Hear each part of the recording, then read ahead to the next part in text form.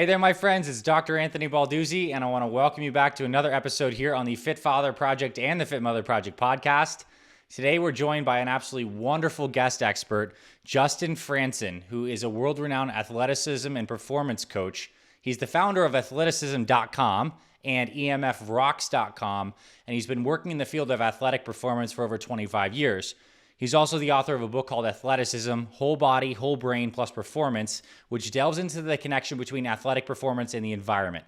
And that's exactly why I wanted to bring Justin on today, because he is a man that just doesn't understand like the health, fitness, performance side, but he's also really diving in and being a champion for the fact that in today's day and age, we are surrounded by electromagnetic soup of microwaves, radio waves, and all these non-native EMFs. And in Justin's career, he realized that a lot of these factors were affecting the performance of his athletes. And some of his athletes were breaking down due to the effects of wearable technology. So he really started to dive into this. And he also started to look for solutions to really offset some of this EMF damage. So my promise to you in this conversation is if you've ever been curious about the effects of Apple Watches or your cell phone or your Wi-Fi router, we're going to get into some of the real science and biological effects of non-native EMF fields. And we're going to get to hear the story of a man who's really championing this work in the world. So, Justin, welcome to the podcast, my friend. Pleasure to be on. Thank you so much, Dr. Anthony, for having me. So, I mean, this is an unpopular conversation in some sense that we're about to have, but you're no stranger to having it. The fact that we have a very modernized world where everything is Bluetooth, is zinging and zagging around, and there's a lot of just like fields that we're putting out there to send data in a wireless way. How did you get passionate about this? And like, what's some of your backstory? Take us into how you got passionate about this topic, and then we'll get into some of the science and some of the effects that you're seeing with your athletes and other people. Definitely. I started Athleticism.com 25 years ago doing nerve work for sports performance and looking at the body in a whole different way. I treat concussions and do lots of fascia work, and list goes on and on. But what I saw was our athletes breaking down from wearable technology. And that's what dove me into this whole EMF topic and the understanding of how we're different than the man-made electricity and then how it affects us. Okay, so when you say your athletes were breaking down, what were you specifically noticing, and how did you like track it to the wearables themselves as opposed to other stressors and environmental factors? Well, one of the strongest, fittest endurance athletes comes through the program, and his whole left arm went weak, and he just happened to have a smartwatch on his wrist. So I'm like, hey, get that radiation off your wrist. And the pain directly below the watch went away right away, and then his functionality restored shortly thereafter. So that was the point where I knew I had to dive into it. And everyone looks to nature to get grounded, so I knew nature would have the answers. And so we looked that direction. And even before that, I was the last guy to get a cell phone. I'm really sensitive to energies. Even when I would talk on a corded phone, I for too long with an old girlfriend, I would feel the challenge, the buzzing, and it would be painful. And I'd be like, wait, what's going on? This thing's corded. It shouldn't bother me, but it did. Well, I think that's a really interesting point that you do bring up, is there seems to be a big variety in people's sensitivities to these things. There are some people who are very electromagnetically sensitive, and they can even, sense fluxes in weather and the ionosphere, electromagnetic like fields out in the planet, as well as let alone cell phones making people very sick, nervous system related disorders, pain, ringing in the ears, sleep disturbances, and other people seem to be kind of like resistant. If people are not noticing these things and they like, I use a cell phone all day, I feel fine, is that a sign of good health, bad health, and what do you make of any of the individual differences? Well, that's a great question. I'm smiling because you're hitting all the notes. Normally, I'm the guy that knows all the information behind it, but your backdrop, those questions are fantastic. A lot of the times, it's a lot of different scenarios for it. So people can be sensitive if they're too young, too old, they don't have the defense strength mechanisms at those durations of their life. If they're Rh negative, they're stronger. I'm positive, so I'd be more susceptible to it. If they've had more toxicity exposure, which I did at a certain point, I had a college dorm room. The other side was a big power line transformer outside of my my bedroom, literally out on the adjacent wall to my bed. And then if someone has heavy metal toxicity, so or more introduction to nuclear as well. I live within 25 miles of a nuclear power plant, just under 25 miles Wow. in proximity to it growing up. So the combination, and then how well they methylate and are able to flush those toxicities out of them. I think a lot of those fall into the levels of sensitivity. There is an awareness component too. I feel people that are more in tune with energies. I do lots of applied kinesiology and muscle testing, and I've done it for 30 years. So I'm really good at feeling energies and reading energies and having that intuition, seeing what makes sense and what doesn't. The people that aren't as aware of those things, maybe it's just not in their bandwidth at that time. So there's just a lot of reasons for it, and maybe they are a little stronger or more resilient for the aforementioned reasons. Mm-hmm. That's a good answer. Yeah, I mean, I guess it comes back to the fact that these bodies are getting so many different kinds of inputs all the time. There's genetic factors, there's environmental inputs, and then, obviously the psychological awareness aspect of all of that. Can we back up a little bit and just define EMF, or electromagnetic radiation fields, and how, let's kind of frame the discussion on what those energies are, what that spectrum is, and then kind of define native versus non-native EMF. I want to make sure people kind of understand some of the basic science, so it's not just all wizard magic stuff, and they have a little more teeth behind their understanding. Definitely. So electromagnetic fields, EMFs, they can be fields or frequencies, and they can be native or non-native. Non-native is all the man-made stuff. And all man-made waveforms are one directional or they don't work. So that's really the challenge at the essence. These waveforms are made, they're polarizing speeds, they're polarizing positive charge, and they're 10 zeros faster, at least the wireless ones are, than how we sleep, rev, and optimize. And so that's really the difference. We're not made off of one directional waveforms. If you drop a pebble in a pond, the resonance and the splash of the pond doesn't go in a straight line to the right or left or up or down. It's a wave that distributes equally in every direction. That's the framework of our entire universe and us. They're called scalar waves. So they're waves that are unpolarized that distribute equally in every direction. So it's the higher energy aspect of it, and for people's reference point, it's let's just talk about 5G, for example, which stands for fifth generation of wireless technology that operates, I believe, in, let's just say, anywhere from the 10 to 70 gigahertz range. And it might be slightly off, but a gigahertz is 10 billion cycles per second, right? Or something like that. It's and the Earth naturally has a resonance of about anywhere from 8 to 100 cycles per second. The Schumann resonance has been kind of interesting lately. So just understand the magnitude of the stuff that we're putting out is so different than what we were kind of born and connected to. Can you speak into that? Definitely. So even if it's lower level, let me back up a little bit. Even if it's lower level, Dr. Martin Paul at a Washington State University talks about the voltage-gated calcium channels opening up. So think about that word, voltage-gated. That's a gateway for your mitochondria function.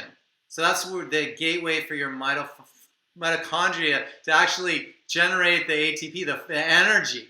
That's disrupted right out of the gate, even with low-level radiation. So the milligauss is measured in 50 to 60 waves per second. Dirty electricity spectrum would be 4,000 to 100,000 waves per second. And then the wireless are 50 million to billions of waves per second. And 5G, the bandwidth is 60 to 90 billion waves per second.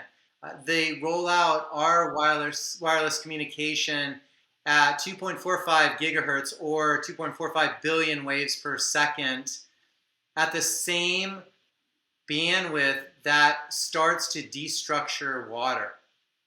So really challenging because it's destructuring, literally dehydrating us and our planet.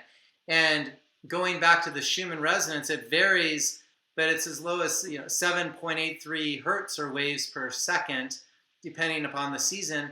And Dr. Anthony, when we're sleeping, I know you're aware of the delta and theta brainwave states. That's when we're in a deep state, sleep for rest and restoration. And the theta is the creative state, the 4 to 8, where Einstein would hold something in his hand and fall asleep in a chair and to drop that so he could wake up in that theta state so he could create. Those are where they're 1 or below 1 to 8 hertz or waves per second. When our athletes are in the flow state and they can't miss, everyone calls it in the zone, they're 8 to 12 hertz or waves per second. So we rev really one with the universe in that low and slow brainwave state. I just want to highlight that because I think that was such a powerful point that you said. Like, these alterations in our different experiences of consciousness correspond with electrical activity of the brain at certain frequencies. And when we're getting into these deeper frequencies, whether they're the more creative, profound things or just slipping into the zone or into deep sleep, the brain's electrical activity is slowing down. And it's actually very close to the Schumann resonance, but although even slower than that, let alone like a 5G, which is just like never experienced by a biological organism ever. And as you said, it also affects the water. So that's absolutely fascinating. So when you go to okay, so many people listening to this may not fully understand the science yet, but they may have an intuitive understanding that I probably know my phone's not great for me, or I shouldn't be around a Wi-Fi router or a smart meter all the time.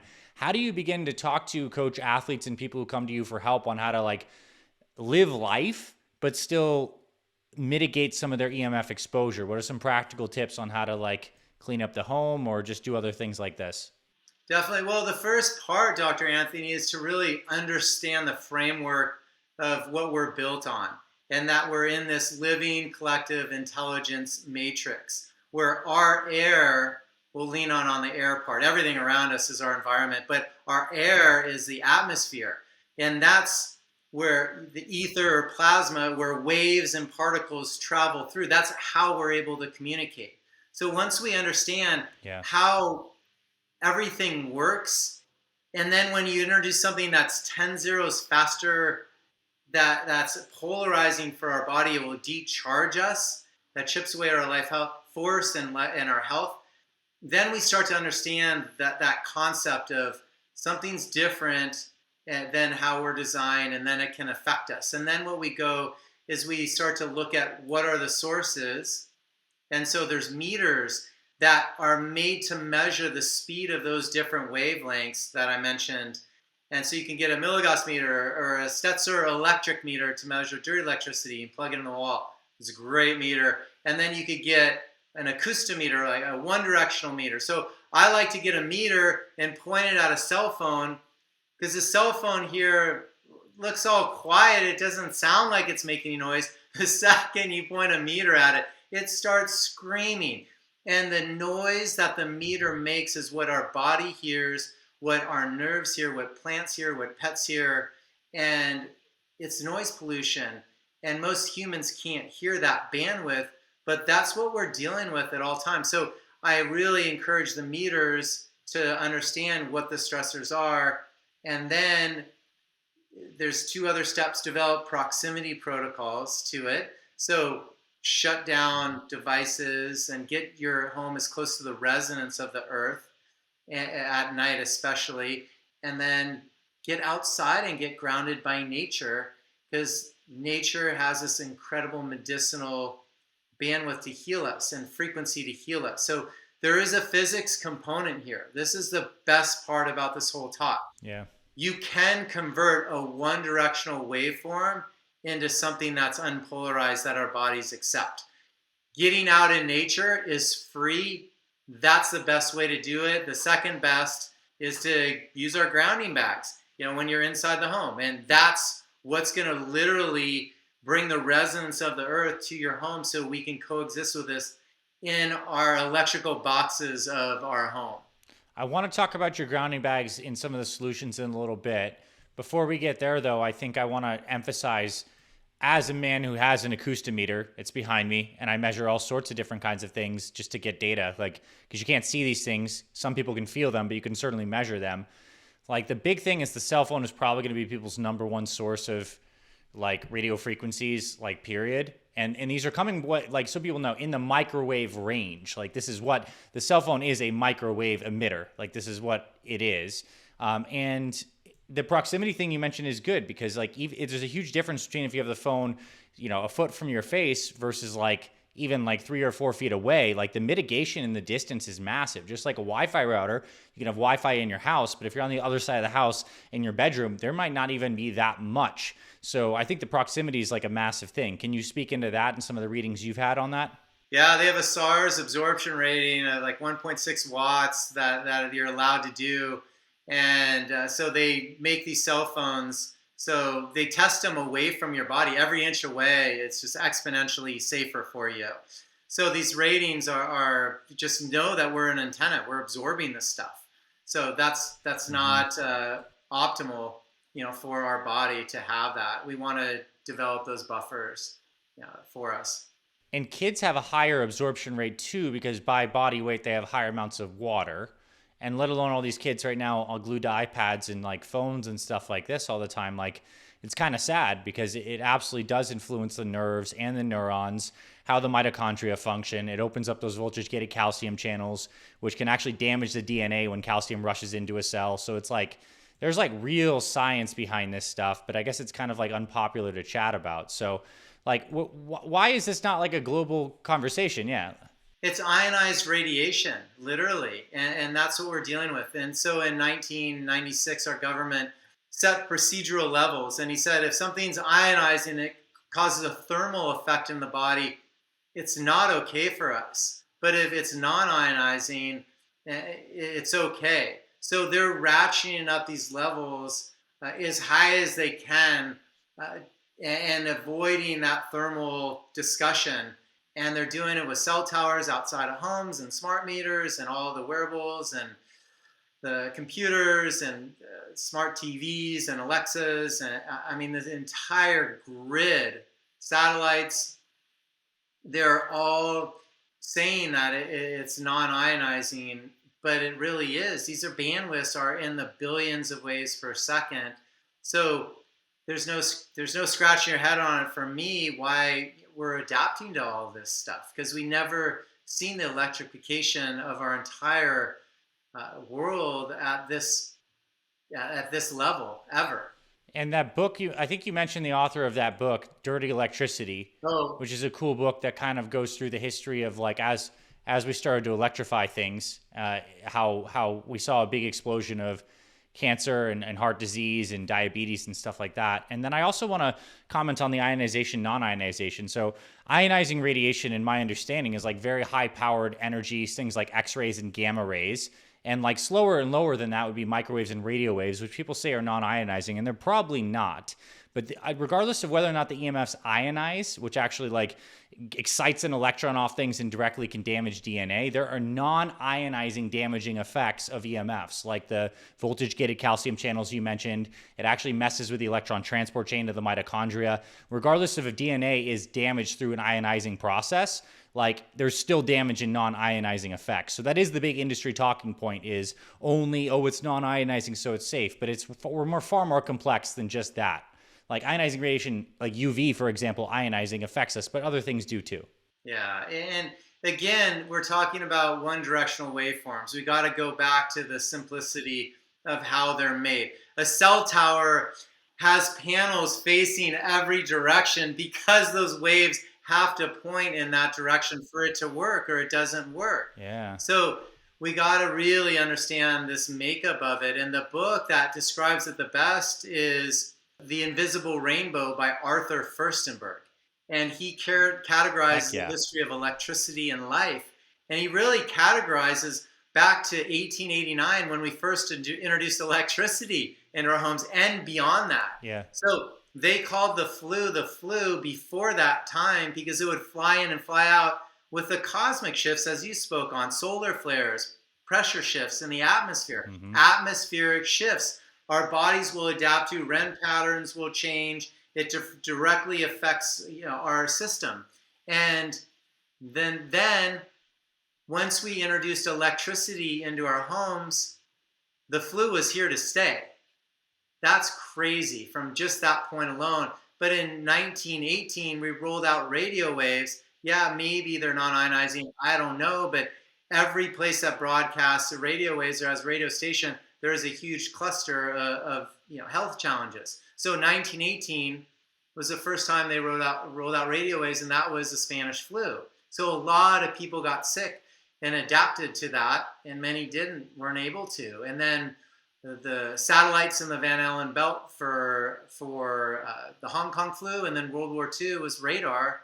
And then everyone knows the last several years, 5G. There's no scratching your head on this stuff. We can make a phone call internationally in a split second. Now you can easily broadcast a frequency and a bandwidth across the entire country in a split second. So there's no scratching your head for me. Yeah, and I think it is important because there's a lot of natural resistance to this idea that these things that we hold so near and dear, that our lives our modern lives depend on, could be this damaging. That I want to give a plus again for that book you mentioned, The Invisible Rainbow by Arthur Furstenberg. It's on audiobook as well as paperback. You read that book, it will blow your mind. And it has all the science of the biological effects in the back half, but the front half of it is all about the history of how the world became electrified. You gave a really nice high-level summary of that. And it was interesting, when the radio waves were rolled out, that's when we saw bees starting to die. The guy Marconi who invented the radio waves on the Isle of Wight, he had a lot of health issues and he died prematurely from all that stuff. This is a deep conversation, and it's inconvenient, but I'm glad we're helping people. These people become aware of these things, and knowledge is power. You got to start measuring and you got to start reading so you can be convinced of these effects. So with this, it's not all doom and gloom, because you clearly started a company that has found natural technology, if you will, to mitigate some of these things. So talk to me about EMFRocks. How'd you discover this, and what does it do again, to the waves, and how is it beneficial for people in their homes? Definitely. Well, let's talk about how our body battery works, and then we'll kind of get into the grounding part and how that is so beneficial. So Eileen McCusick wrote a book called Electric Body, Electric Health. And she talks about the body being a body battery, where we get a negative charge from the earth and pull the electrons from it. We get a positive charge from the unpolarized light of the sun that distributes equally in every direction. Here's my hand, there's still light underneath it. So distributing equally in every direction. And then we get the minerals from the air and different environments. Dr. Zach Bush will talk about breathing in the microbiome and different environments to remineralize our system. And then also, hopefully we get it from some of our food if you're getting regenerative, sustained sources. And then we drink the water for the conductivity of it all. And that's really at the essence of how our body battery works, Dr. Anthony. And when we're out in nature, we're going to feel the best we've ever felt, because our bodies are being charged. It's really challenging, everyone, to heal and perform at the highest level when you're decharged, when you lose the polarity in your system.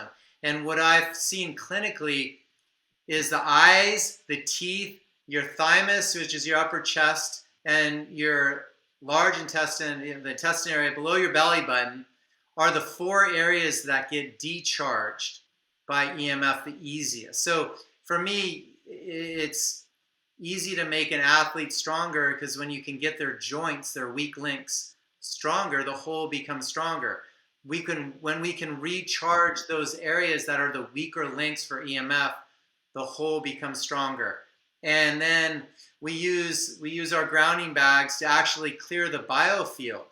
And Dr. Bruce Lipton will talk about our body being energy first. So the chi, our energy, our biofield, which ironically goes out about 6 feet, is where our health lies. Our chemistry is secondary, because we get the chemistry from the energy, and then we get the biology, after that.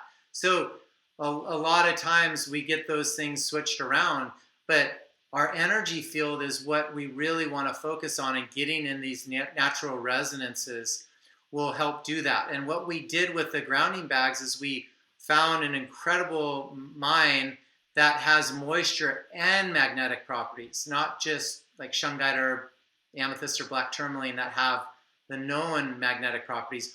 Ours has a moisture content in it, and that's why they're exponentially better about eliciting that grounding effect when they're in or around us.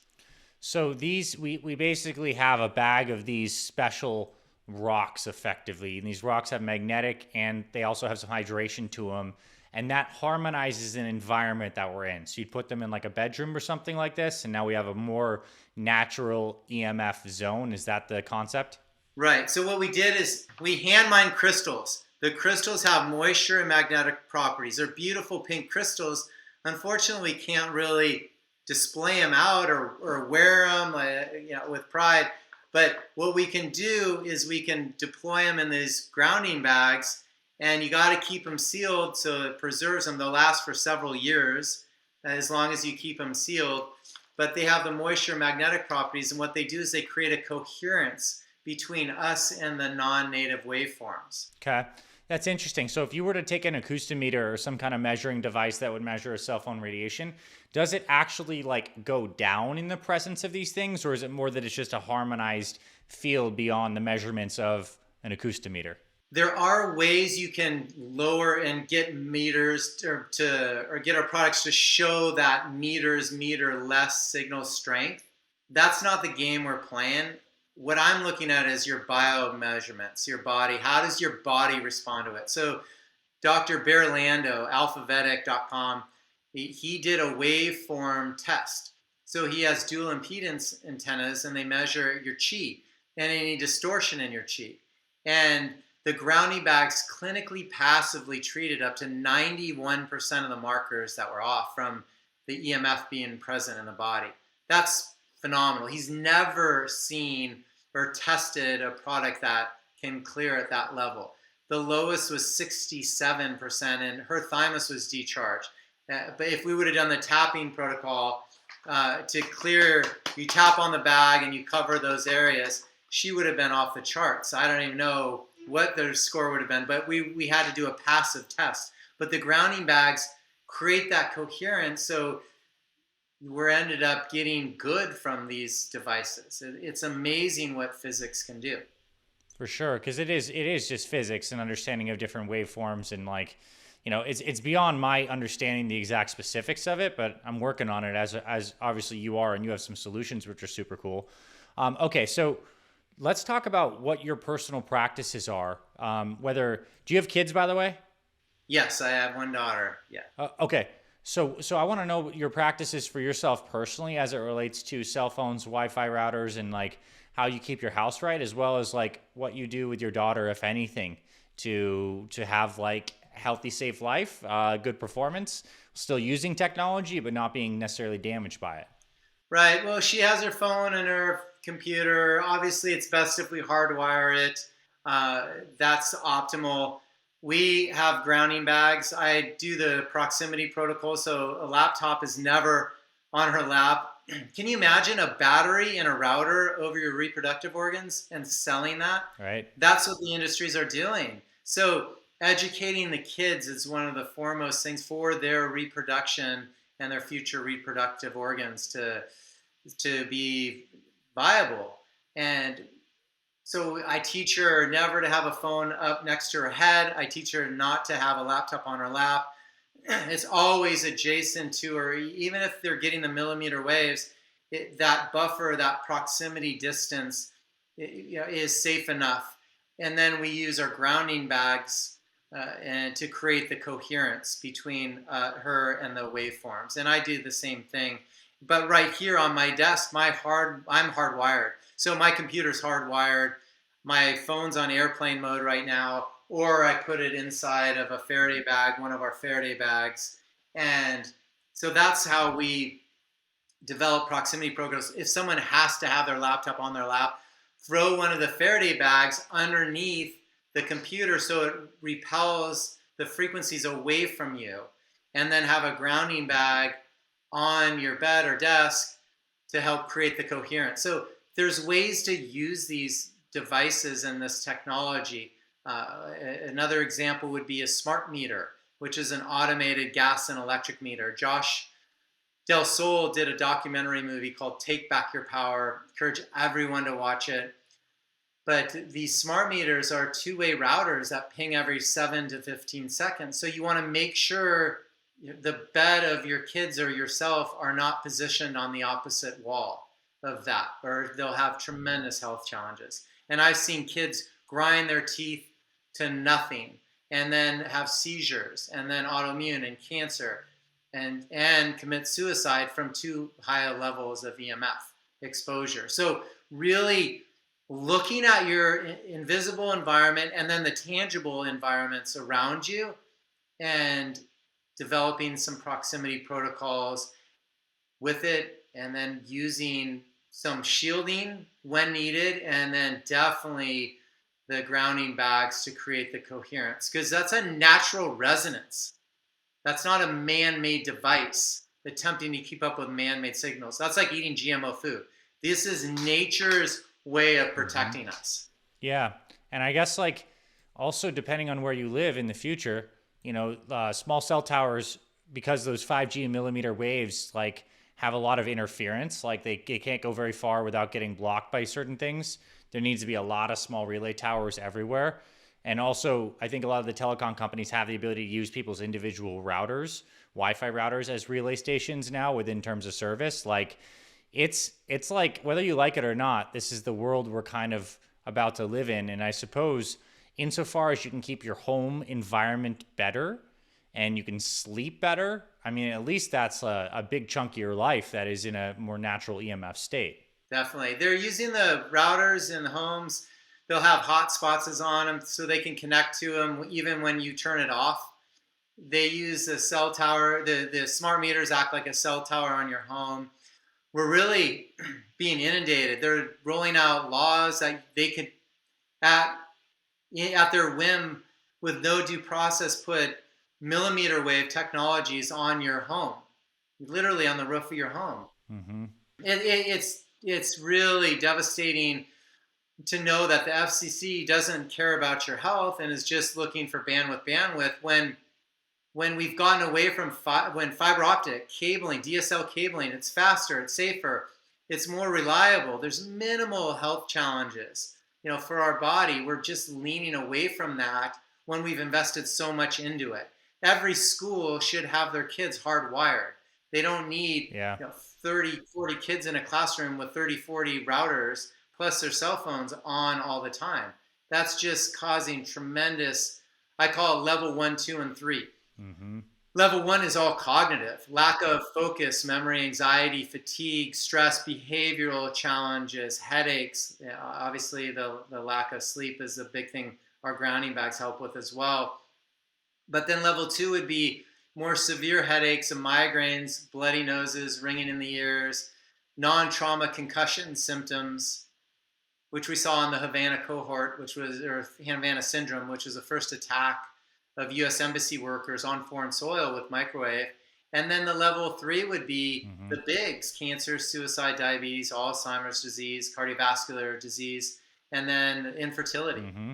Yeah, and I mean, I guess I would say, like, if anyone is listening to this and doubting this stuff, like, fine to be skeptical. I mean, that's the heart of like a scientific inquiry and investigation. But just please do read the Invisible Rainbow book. Like, I wouldn't shove your head in the sand until you've actually like gotten to see the best modern synthesis of all the data that underpins these things, as well as the story of how it all got rolled out. It's like, it's necessary for people to get the full swath of education with these things, because it's just the facts. And I think it's also because we want to have all this wireless stuff. We want to have everything communicating to everything, smart this, smart that.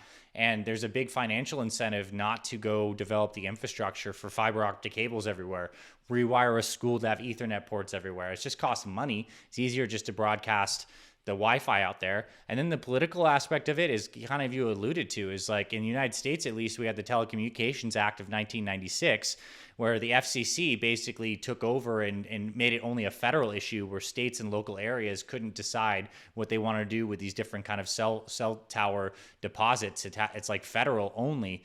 And so we don't really have a say too much, but you do have a say in your home. And you can do things to have your home environment. So that's something, I guess, if someone is resonating with this before even reading and going deeper into the data, you can make a healthier home. And it sounds like your EMFRocks is a really good place for people to start, as well as, I would say, get your cell phone at least out of the bedroom. You can still have it on if you wanted to not go airplane mode, but just get it not next to your head at night, and then hardwire into your computer if you can. I mean, that seems like pretty easy stuff for people to do.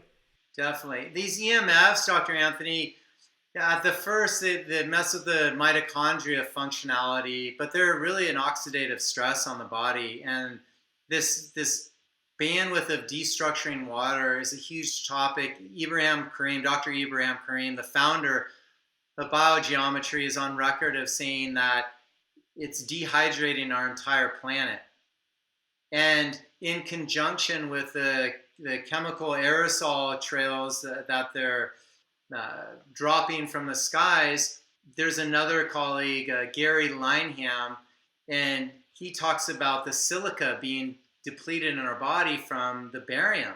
So we're really, without the silica, the hydration of our fascia and our entire body gets depleted.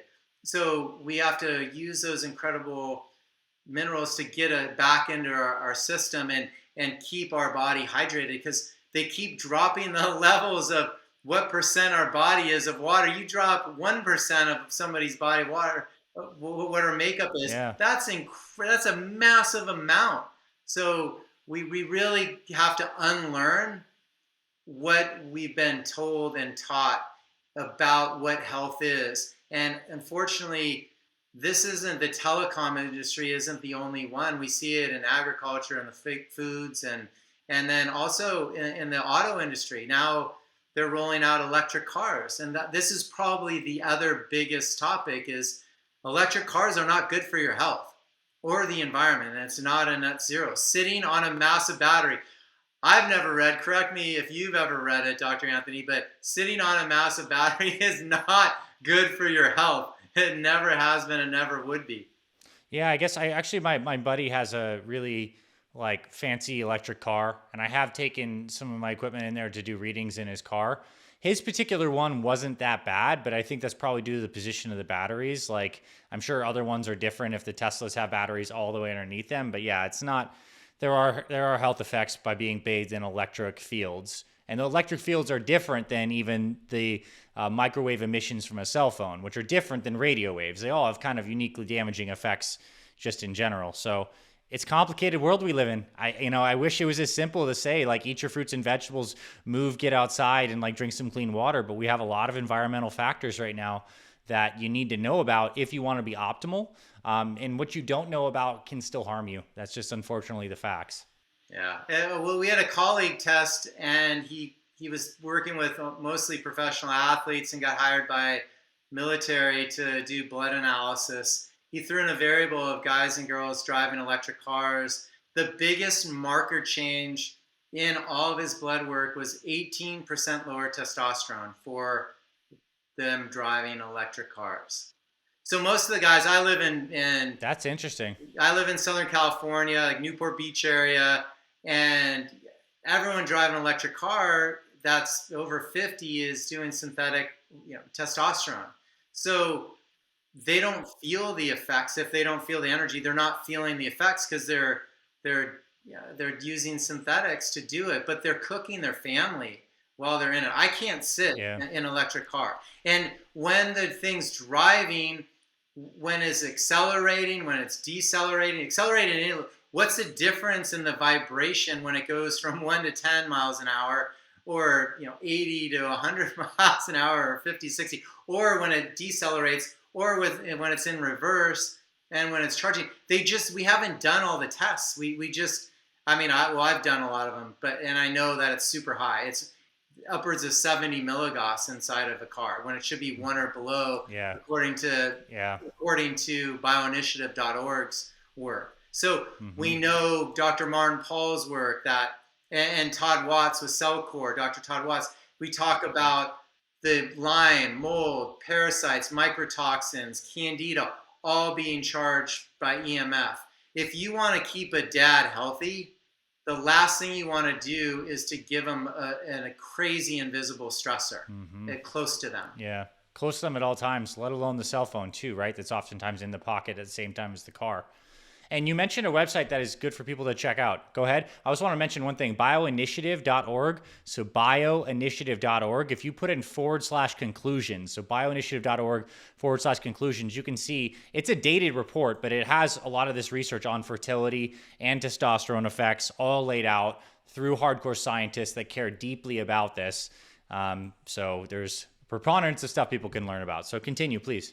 Yeah, and get on Arthur Furstenberg's website, cellphonetaskforce.org. He has some incredible emails that he sends out.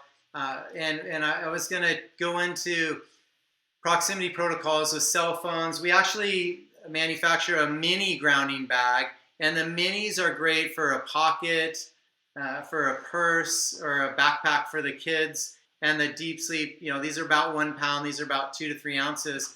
I have mine in my pocket, and I put my cell phone on the outside of it.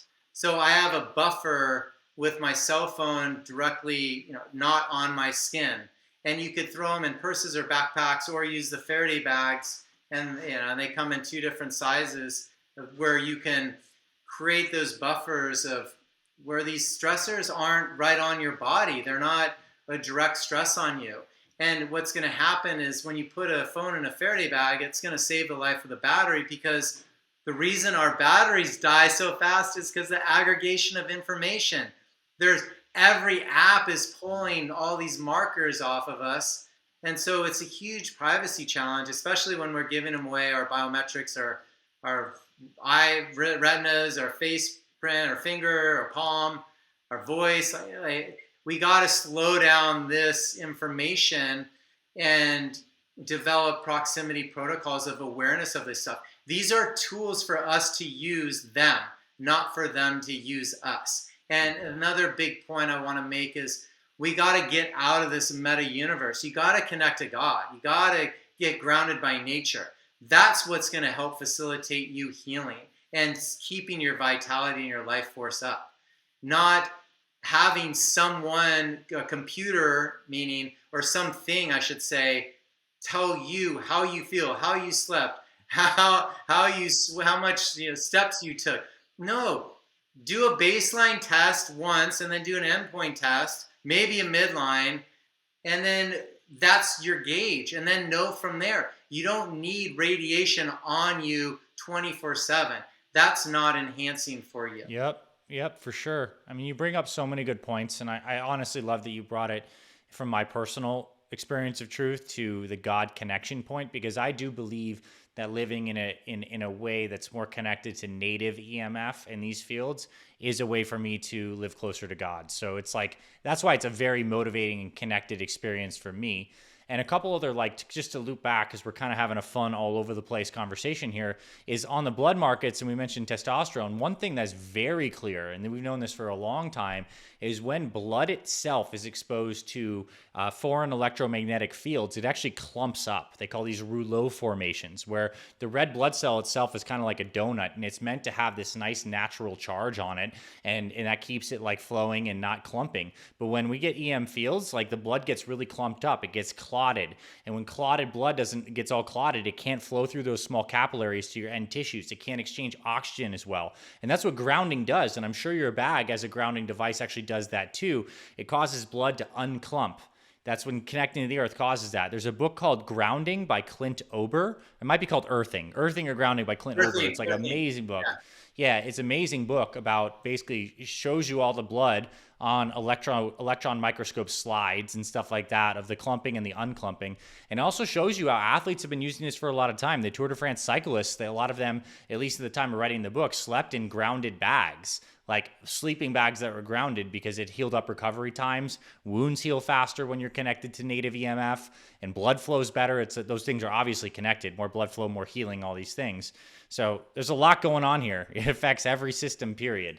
Yeah, definitely. The circulation is challenged and compromised. When that blood rouleau sticks and stacks, you're going to start to see that function, really be diminished in your body and your energy field, the chemistry of your body, everything. and then the biology of it all. So I feel getting grounded by nature is the number one most important element to health, and it's probably one of the biggest one that's missed by doctors. When was the last time people went in and said, and their doctor said, hey, get outside in nature more often?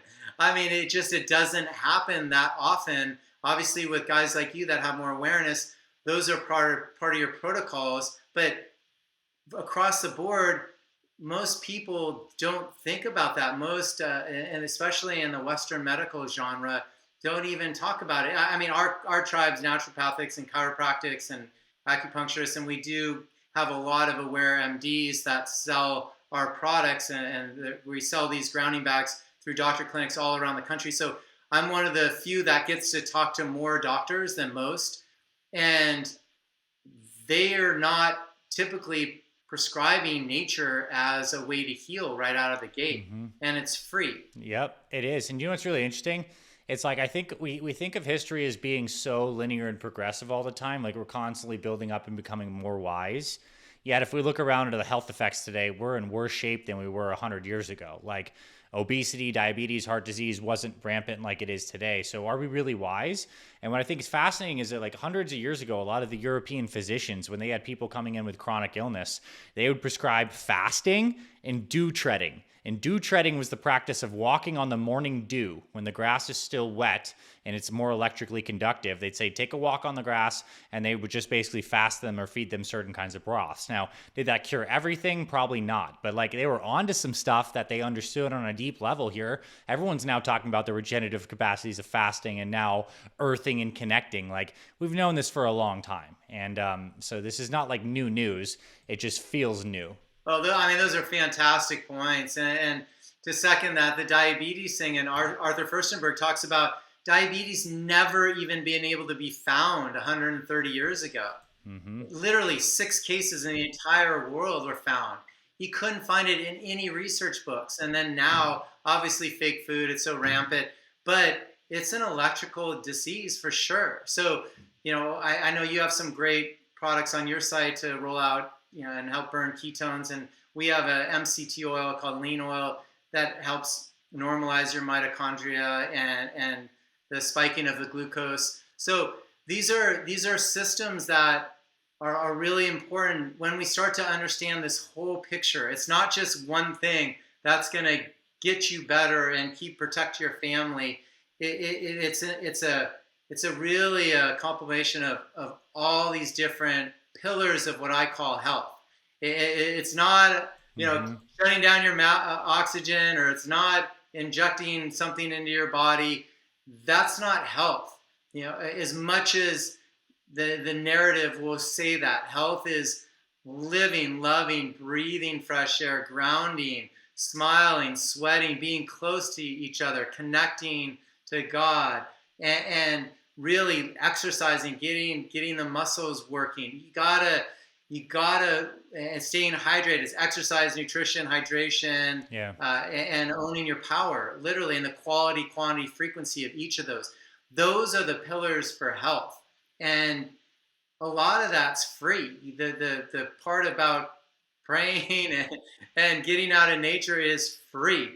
Just go ahead and do it. And when you want to get that resonance and connect closely, in your home, or if you're in a cold environment where you can't, you use the grounding bags to get grounded inside your home.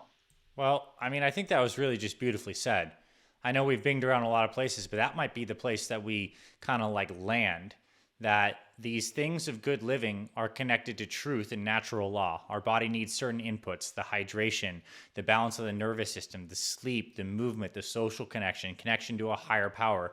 And I find it very motivating for me personally, especially if I've been on my health journey for a long time, where I'm past desiring to look a certain way because I have the habits that keep me functioning well, that it's like what motivates me now is just this holistic approach to like, oh my gosh, this is good living in accordance with God's natural law. I'm like, what else am I to do here but that? Like, that seems the really, really prime mover for me personally. And it sounds like you've kind of that's a big ethos for you as well. So on that note, I'd love for you to kind of give us a concluding thought and also to share with people how they can learn more about your work, if your book's a good thing for them to check out if it goes deeper into these things, and of course, like where they can find EMFRocks and stuff like that if they're interested in protecting their home. Yeah, so for sure, I think the biggest lane that we want to emphasize is the sleep lane, and getting into those deeper sleeps. When you have a cell phone next to your bed with Wi-Fi on and smart meter and solar on a home, that's lots of dirty electricity, there's going to be a higher vibration. And what happens is when your body is attempting to go into the deeper restorative sleep states, delta theta, and maybe you wake up to go to the bathroom, you don't get back into that deep restorative sleep because our brain goes into what we call a twilight sleep, and it tries to figure out what frequency is pinging at it. So that's where the grounding bags come in play, is they'll allow you to get in that deep restorative sleep. When you can get there, all the hormone balancing starts to just come naturally. And Dr. Rodney White, he did a test on his sleep. The grounding bags helped him go from 45 minutes of deep sleep to 100 minutes for 2 months straight. So Nice. This isn't anecdotal. That's a third party doing an independent doctor study for 2 months straight. They don't do clinical trials for 2 months straight. So there's a lot that we really want to dive into on this, so the biggest part is really get grounded by nature, because that's our nature, and that's where we're going to be able to sleep and heal at the highest level and be such an amazing father and performer in your life and workplace. Well, I mean, Justin, seriously, powerful conversation. I think for a lot of people going to be very eye-opening. And again, these resources that we mentioned, like listen to this episode again, go read some more, inform yourself. If you have an Oura ring or some kind of tracker thing, go ahead, buy some EMFRocks and do yourself your own little N=1 experiment and see how your sleep improves. That'd be really cool. And I'm sure Justin would appreciate if you message him with what you saw and find with some of your data. But overall, Justin, thanks for coming on today and having this powerful conversation. Pleasure. Thank you, Dr. Anthony.